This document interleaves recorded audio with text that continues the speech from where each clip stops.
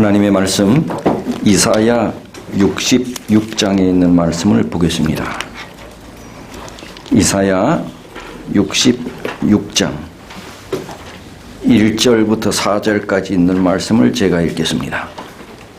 여호와께서 이같이 말씀하시되 하늘은 나의 보좌요 땅은 나의 발등상이니 너희가 나를 위하여 무슨 집을 지을꼬 나의 안식할 처소가 어디랴. 나 여호와가 말하노라. 나의 손이 이 모든 것을 지어서 다 이루었느니라.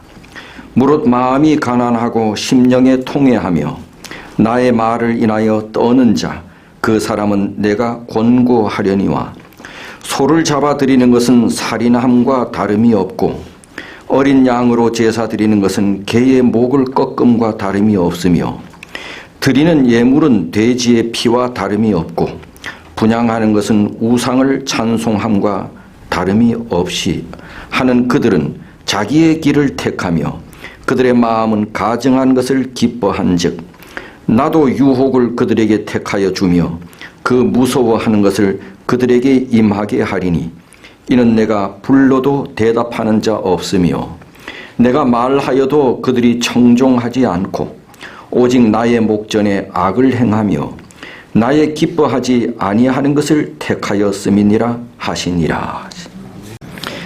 하나님이 거하실 처소를 짓는 것이 부흥과 개혁입니다. 하나님이 거하실 처소를 짓는 것이 부흥과 개혁입니다. 여러분, 하나님이 거하실 처소가 뭐예요? 네? 교회지. 교회를 짓는 것이 부흥이요 개혁입니다. 이 말이지요. 예, 그 말입니다. 교회를 짓는 것이 부흥이요 개혁입니다. 하나님이 거하실 처소를 짓는 것이 부흥이요 개혁입니다. 제목이 이런데요. 예, 오늘 내용하고 제목하고 좀 다른 것이 있습니다. 첫 번째는 예배 개혁입니다. 이스라엘 백성들은 하나님 말을 안 들어서 바벨론의 포로로 잡혀갔습니다. 그런데 바벨론 포로 생활을 오래 한 이후에 바벨론에서 다시 고국으로 귀환해서 무너진 성전을 건축하는 일에 바빴습니다. 제일 먼저 그들이 돌아와서 뭐를 건축했어요? 성전을 건축했습니다. 그런데 열심히 성전을 건축했는데 성전 건축하는 일에만 신경을 쓰고 하나님과의 관계는 별로 없었던 것입니다. 예배는 하나님을 섬기는 것인데 그들은 하나님을 잘 섬기는 일에는 뒷전이고 교회 건축하는 일에만 집중이 되었단 말입니다. 그래서 하나님께서 말씀하시는 겁니다. 여기에 보니 하늘이 얼마나 큽니까? 그런데 그 하늘이 내 보좌야. 보좌는 뭐예요? 보좌는 뭘 가지고 보좌를 해요? 왕이 앉는 의자. 하늘이 얼마나 넓으냐? 그 하늘 내 보좌야. 땅이 얼마나 넓으냐? 그 땅이 내 발등상이야. 이 발등상이라는 건 뭐예요? 발을 올려놓는 상이라는 말이에요. 그 땅이 얼마나 넓으냐? 이 땅은 내 발을 올려놓는 상에 불과해야지. 그러니 성전은 어떤 면에 나에게 아무것도 아니라는 것입니다. 하늘이 내 보좌야. 이 땅이 내 발등상이야. 그러니 너희들이 짓는 그 교회 성전 나에게는 아무것도 아니야. 이런 뜻입니다. 이 말은 건물보다 더 중요한 것은 나에게 향하는 마음이라는 것입니다. 황폐된 성전은 보수하고 새로 짓고 해야겠지만 그것보다 더 중요한 것은 나를 향한 마음이라지. 또 어디 가서 그러지 마세요. 우리 목사님이 교회 짓지 말라 했다고. 제가 언제 그랬습니까? 이 잘 들어야 돼요. 많은 사람들이 우리 목사님은 있지 교회 짓는 걸 안 좋아해. 내가 언제 안 좋아했어? 그 뜻이 아니라 성전 짓지 말라는 얘기가 아니고 우리에게 더 중요한 것은 성전을 짓되 짓는 사람들이 뭐다? 마음이다. 하나님을 향한 마음이 좋은 건물을 갖는 것보다 더 중요하다. 지금도 내가 교회 짓지 말라는 말 안 했어요. 여러분 이제 가만히 보면 예수님께서 십자가에 달려 돌아가신 이후부터 신약이라 그러잖아요. 신약교회가 탄생됐지요. 그 전에는 무슨 교회? 구약교회입니다. 그런데 신약교회가 시작되는 것은 이 구약교회가 이제 바뀌어지기 시작한 것입니다. 근데 구약교회는 뭐냐? 이스라엘 백성들은 하나님을 예배하는데 뭐를 중심으로 예배했는가 하면 성전을 중심으로 예배했습니다. 교회 중심입니다. 그 교회라고 하는 것은 예루살렘 성전을 말하는 것입니다. 이스라엘 백성들은 예루살렘 성전 중심의 신앙 예배를 드렸습니다. 그런데 신약 시대는 이 성전 중심에 대한 이 예배와 믿음이 바뀌어지기 시작했습니다. 예를 들면요, 사도행전 6장에서 8절에 나타나는 주인공이 누군가 하면 스데반입니다. 근데 스데반이 복음을 전하다가 공회에 잡혀갔습니다. 그런데 그 잡혀간 이유가 뭔가 하면 예수를 전했다는 이유입니다.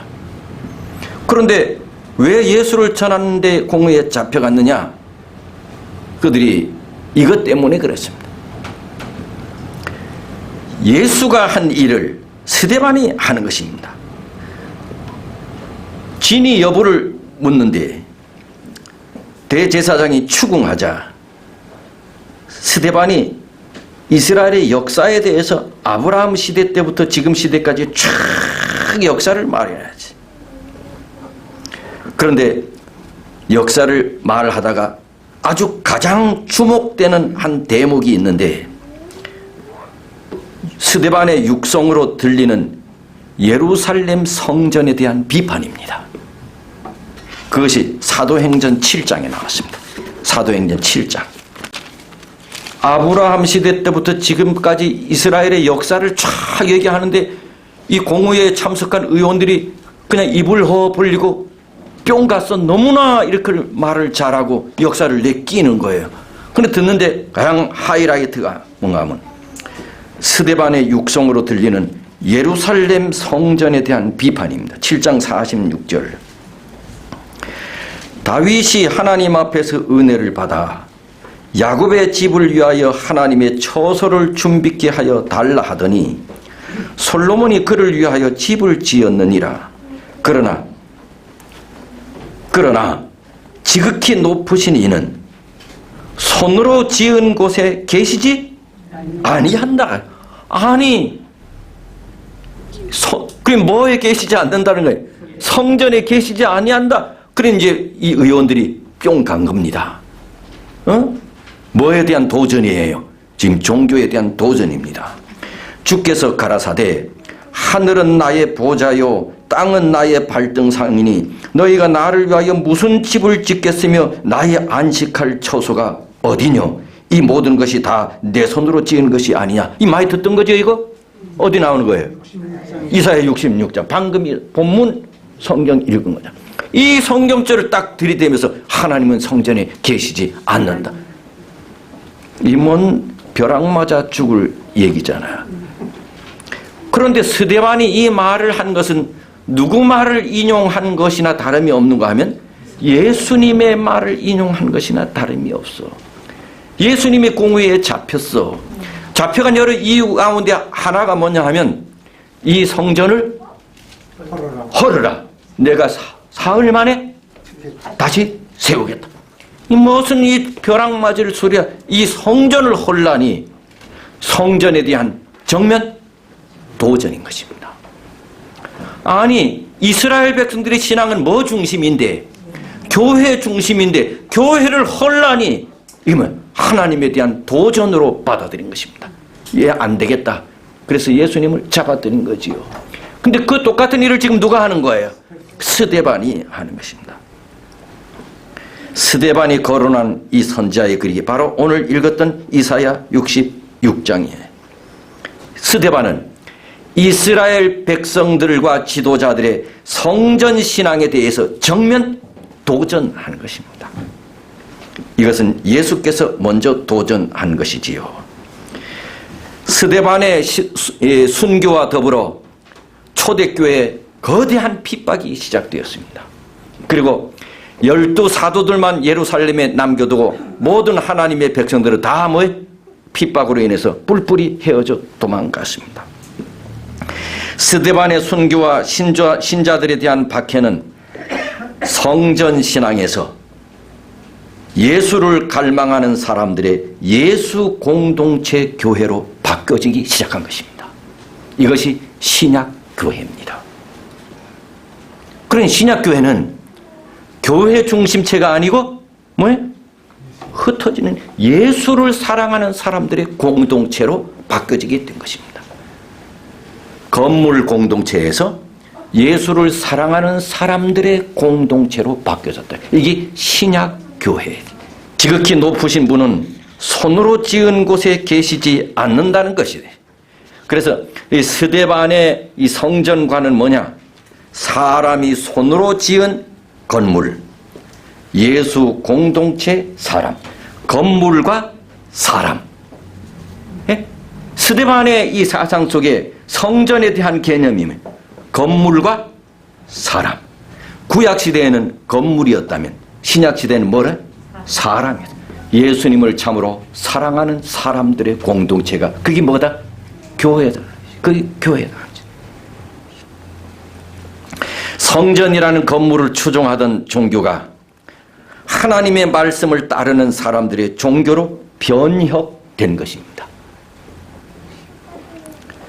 성전 지향적인 신앙에서 예수 지향적 신앙으로 개혁된 겁니다. 그래서 교회는 모이는 교회에서 흩어지는 교회로 바꿔지게 된 것입니다. 모이는 교회에서 흩어지는 교회. 이것 때문에 온 세상의 복음이 땅끝까지 전파되게 되었습니다.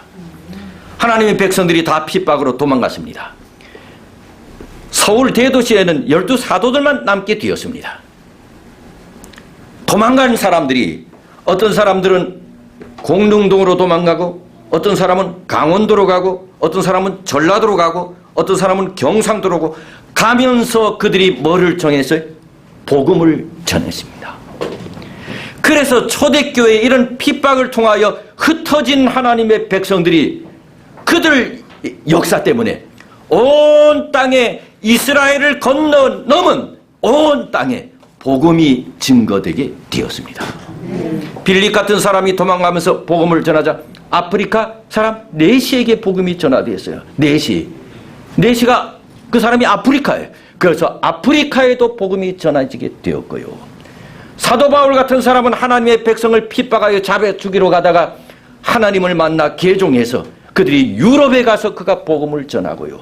사도 바울이 걸어가는 곳마다 그는 복음이었습니다. 그래서 건물 중심의 교회에서 하나님을 사랑하는 사람들의 공동체 교회로 변혁되게 되었습니다. 이게 신약 교회였습니다. 모이는 교회는 제사장, 서기관, 랍비 이 직책과 서열이 있었어요. 흩어진 교회는 그런 게 필요가 없었습니다. 지금 이 교회 목사, 장로, 집사, 집사도 아닌 사람은 또 평신도, 거기에다 수석 집사, 수석 장로, 목사, 이게 다 다 사실 어떤 면에 필요가 없어요. 이 신약의 교회는 만약에 이 교회가 하나님의 백성들이 그냥 우리끼리만 이렇게 모여 있다면 이 교회는 무슨 교회야? 그냥 구약교회지. 구약교회야. 모여만 있으면은 질서가 필요해. 그러니 목사가 있어야 되고 수석이 있어야 되고 차석이 있어야 되고. 흩어진 초대교회 교회는 직책이 필요 없어. 뭐만 전해 그들이 복음만 전해.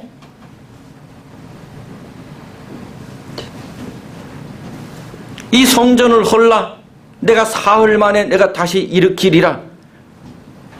예수님께서 말한 이 성전이 뭐예요? 곧 예수님 자신이야. 나를 죽이면 내가 사흘 만에 다시 살아난다는 것이야. 내가 사흘 만에 다시 살아난다는 것이야. 바꿔 얘기하면 예수 중심의 공동체를 말하는 것입니다. 예수 중심의 공동체. 여러분, 한국 교회는 그동안 여러분들의 헌신으로 교회가 신축도 하고 개축도 하고 리모델링도 하고 너도 나도 교회가 그렇게 이루어져 왔어요.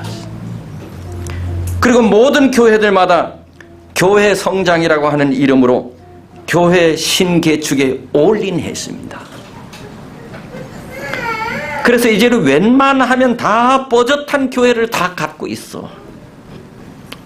우리만 빼놓고.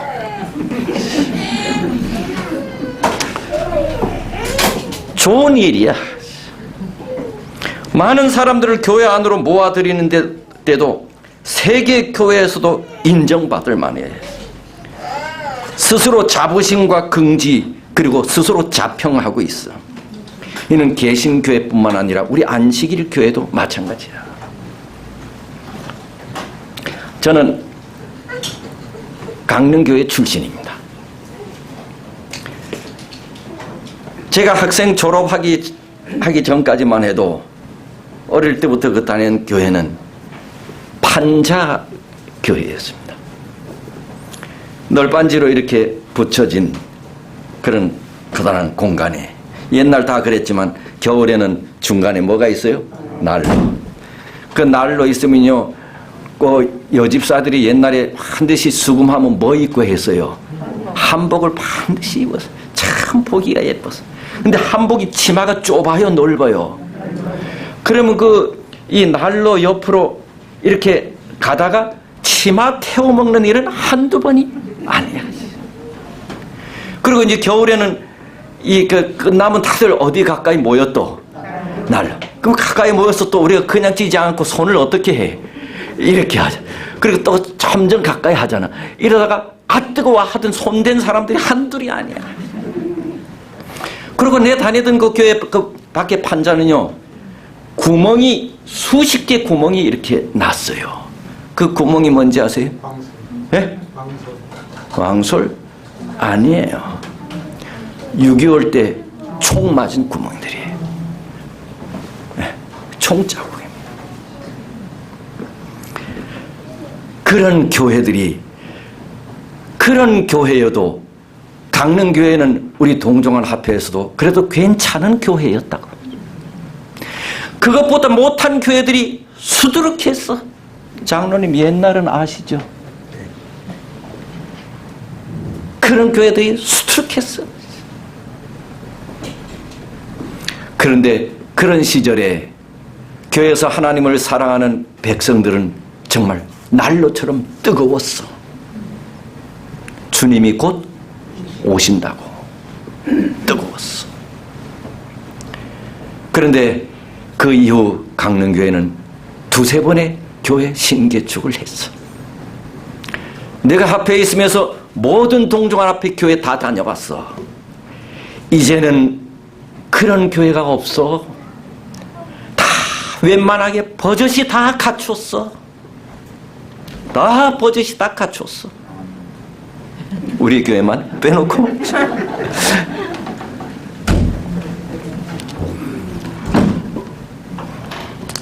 우리도. 그런데 이제 위기가 찾아왔습니다. 코로나 팬데믹으로 거스를 수 없는 사회의 변화는 곧 교회의 위기가 된 것입니다. 이로 인해 교회의 비평과 교회를 향한 손가락질은 세상에서 더욱 거세졌어. 그러다 보니 선교와 전도는 더더욱 어렵게 되었어. 만날 수도 없어. 밖에서 10명 전염병 환자가 생겨도 가만히 있지만 교회에서 1명 생기면 뉴스 나와. 이러다가 보니 신자들이 영혼을 구원하는 일은커녕 내 신앙 지키는 일에도 불안해졌어요. 지금까지 교회는 교회 신축, 개축, 보수, 교인 수 늘리는 외적 성장에만 초점을 맞춰왔기에 내적 신앙에는 신자들의 건강한 신앙, 불굴의 신앙, 하나님 앞에 충성을 다지는 헌신적인 신앙, 믿음을 키워나가는 일에는 부족하지 않았나. 그래서 지금 내 신앙 지키는 일에도 불안하기 짝이 없어졌습니다. 부흥과 개혁은 교회를 크게 신축하고 교인 수를 늘리는 것을 뛰어넘는 것입니다.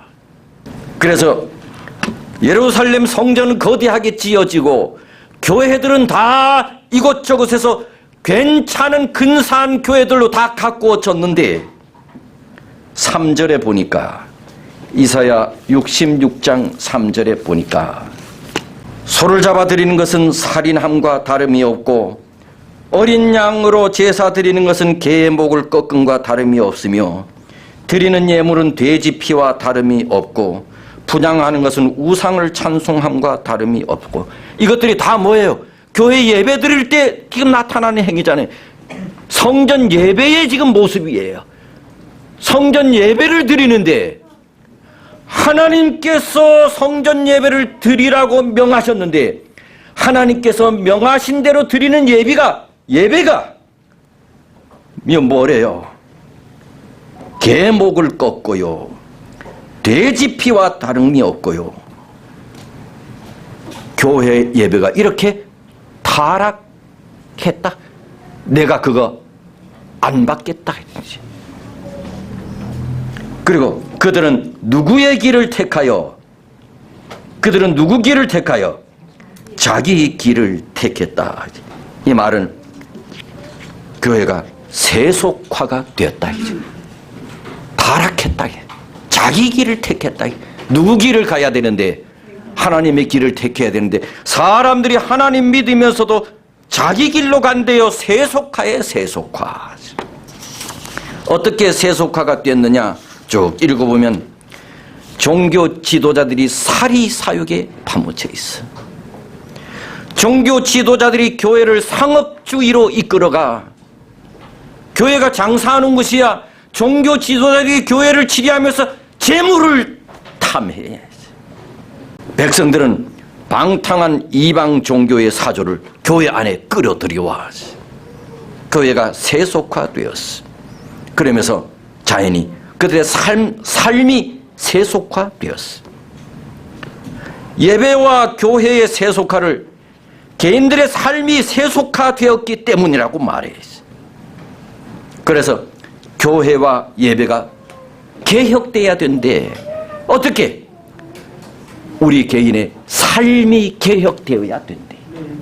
내 삶이 개혁되지 않으면 교회와 예배가 개혁될 수가 없다는 말이지요.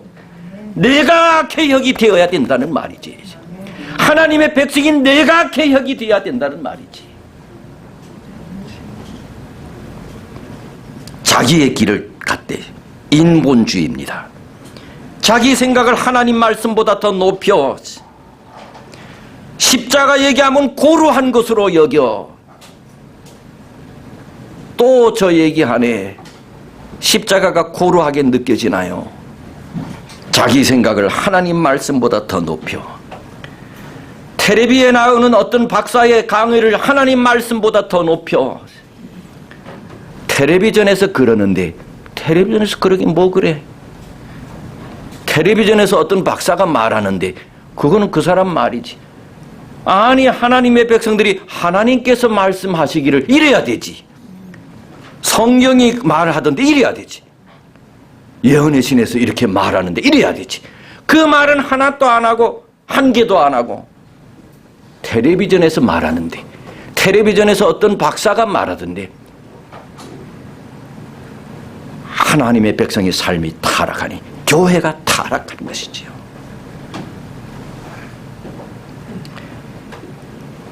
자기 길을 따라서. 여러분, 가인과 아벨이 다 제사 지냈잖아요. 가인이 형이고 아벨이 동생이잖아요. 하나님께서 형의 제사를 받았어요? 동생 제사를 받았어요? 내가 동생입니다. 내 형이 있고 내가 동생입니다. 동생 제물을 받아. 왜요? 아벨은 말씀 따라 제사 드렸고, 가인도 제사 드렸어. 자기 생각 따라 드렸어.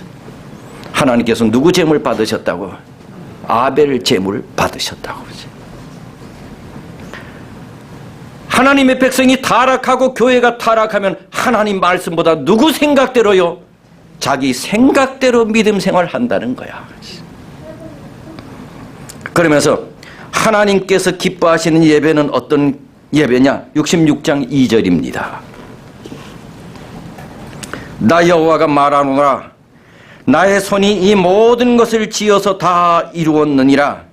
뭐 교회 건축, 성전 건축 그렇게 멋있게 한 그게 중요한 거 아니다. 하늘이 내 보좌야.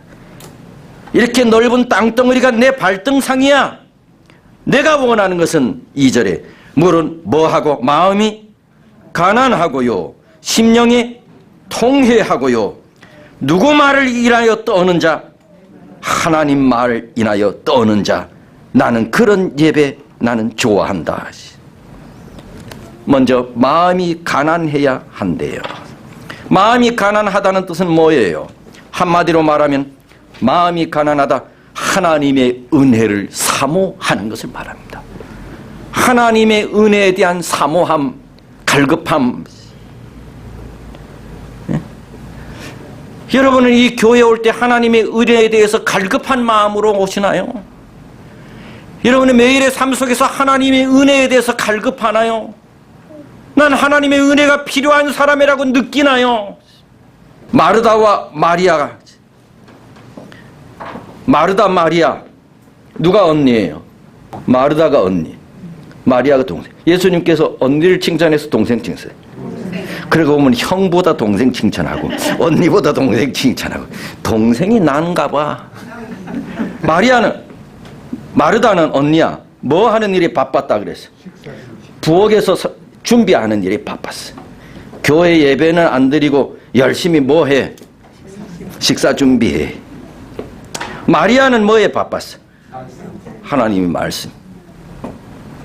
그럼 누가 독이 올랐어? 마르다가. 왜? 나 안 도와준다고. 근데 그걸 누구한테 삿대질했어? 예수님에게. 왜 예수님은 마리아가 나 안 도와주는데 가만히 있어요? 그러니 예수님을 놔두라고. 얘는 지금 심령이 갈급해 있다고. 이 마리아의 심령이 우리들 가운데 있어야 된다고 말하는 거지요. 마태복음 5장에 보면 산상순에 뭐가 가난한 자는 복이 있나니 심령이 가난한 자는 복이 있나니 뭐가 그들의 것임이래? 천국이 우리가 그토록 가고 싶어하는 천국이 그런 사람들 것이래. 하나님의 은혜를 갈급하는 사람들이 가는 곳이 천국이래. 우리의 마음은 늘 가난해야 돼. 세상이 말하는 가난이 아니고 하나님의 은혜를 애타게 갈구하는 그런 마음. 그래서 우리들 가슴 속에는 좀 분노가 일어나야 돼. 나는 왜 마음속에 이런 갈망이 일어나지 않는 거야? 나는 왜 내 마음속에는 이런 갈망이 왜 일어나지 않는 거야? 하나님, 답답해요. 나는 왜 그런 마음이 안 일어나요? 자기 자신에 대해서 화를 좀 내야 돼. 하나님, 나는 왜 이 모양이에요? 나는 왜 그런 마음이 왜 없어요? 성령 하나님 도와주세요. 나도 그런 마음이 좀 일어나게 해주세요. 다음으로 2절에 보니 마음이 가난하고 그 다음에 심령이 뭐 해야 한대요? 심령이 통회해야 한대. 우리의 예배는 심령의 통회함으로 하나님께 나아가야 한대. 심령이 통회한다는 말은 뭐예요? 회개한다는 말이지요. 회개한다는 말이지. 시편 34편 18절에 본 여호와는 마음이 상한 자를 가까이 하시고 충심으로 통회하는 자를 구원하시는도다. 충심으로 통회하는 자를 구원하시는도다.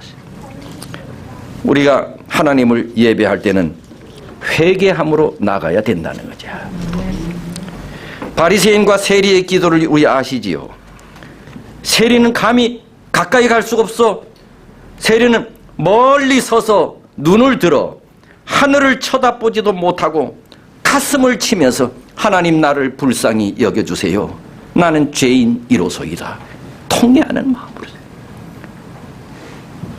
바리새인은요, 손을 들고 눈을 멀뚱멀뚱 뜨고 사람들이 나를 보나 안 보나 지켜보면서 사람들이 볼 때는 그들이 들으라고 큰 소리로 기도하고, 세리와 바리새인의 혁격한 이 기도의 차이를 예수님께서 말씀하시면서 예수님이 누구를 칭찬하셨다고요? 세리를요. 통회하는 마음으로 주님께 나갈 때 하나님께서는 이런 예배를 받으신다고요. 너희는 옷을 찢지 말고 뭐를 찢으래요? 마음을 찢고 너희 하나님 여호와께로 돌아올지어다.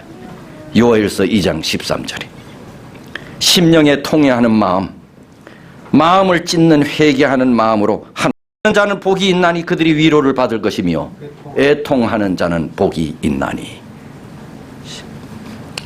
우리가 기도할 때에, 말씀을 들을 때에, 주님을 바라볼 때 말씀의 찔림을 받아 심령이 무너질 때가 있지요. 때로는 하나님의 사랑에 그냥 완전히 하나님의 사랑이 얼마나 큰지, 내게 베푸신 하나님의 은혜가 얼마나 큰지를 깨달을 때, 또 내 죄가 얼마나 큰지 깨달을 때, 그때 우리는 애통하는 마음으로 우리 하나님께 나아가게 되지요. 그래서 우리는 매일 늘 안식일에 성전에 올 때는 이게 쉽진 않아. 안식일은 기쁘고 행복한 날이잖아요. 우리 가슴 가운데 그런 면이 있어야 되지요. 또 한편으로는요, 내 대신 죽을 어린 양을 내 손으로 끌고 오는 마음으로 와야 합니다. 내 죄 때문에 이 어린 양이 죽게 됐다고 하는 그 어린 양을 내 손으로 끌고 오는 마음으로 교회에 와야 돼. 한편으로는 통회하는 마음으로, 한편으로는 내 죄를 용서해 주신 하나님의 은혜에 감사하고 행복한 마음으로, 이 두 마음이 공존해야 된다. 한쪽 면만 있으면 안식일이 너무 어두워질 수 있어. 한쪽 면만 있으면 히히헤헤 아무것도 그냥 철없는 아이처럼. 두 가지가 공존해야 되는 것이죠. 이런 모습이 우리가 드려져야 할 예배의 모습이래요. 세 번째는 66장 2절에 나의 말을 인하여 뭐 하는 자? 떠는 자요. 예배는 두렵고 떨림으로 하나님 앞에 나아가야 되는 것이죠. 예배는 두렵고 떨림으로 하나님 앞에 나아가야 돼요. 그 교회는 행복해야 되지만 엄숙하기도 해야 돼. 두렵고 떨림도 있어야 돼. 말씀을 멸시하는 자는 자기에게 패망을 이루고 계명을 두려워하는 자는 상을 받느니라. 잠언 12장 3절요. 우리는 말씀 앞에 떠는 자들이 되어야 하는 것이에요. 그런데 요즘에는 하나님의 말씀 앞에 떨지 않아. 사람들이 하나님의 말씀을 두려워하지 않아. 더 나아가 어떤 사람은 하나님 말씀을 우습게 여겨. 때에 따라서는 예수님은 우리에게 극단적인 순종을 요구하기도 합니다. 아브라함처럼 말입니다. 내가 너에게 준 누구를 바치라고요? 이삭을. 이 말씀조차도 아브라함은 두렵고 떨리는 마음으로 말씀을 순종했다 그랬습니다. 그런데 하나님의 백성들이 근래에는 하나님의 말씀 앞에 떨지 않아요. 하나님의 말씀을 두려워하지 않아요. 하나님의 말씀 앞에 떠는 자는 자기 잘못을 회개합니다. 하나님 말씀 앞에 떠는 자는 말씀에 귀 기울이고 그 말씀을 순종하려고 합니다. 하나님의 말씀 앞에 떠는 자는 세상에 대하여 강하고 담대하게 됩니다.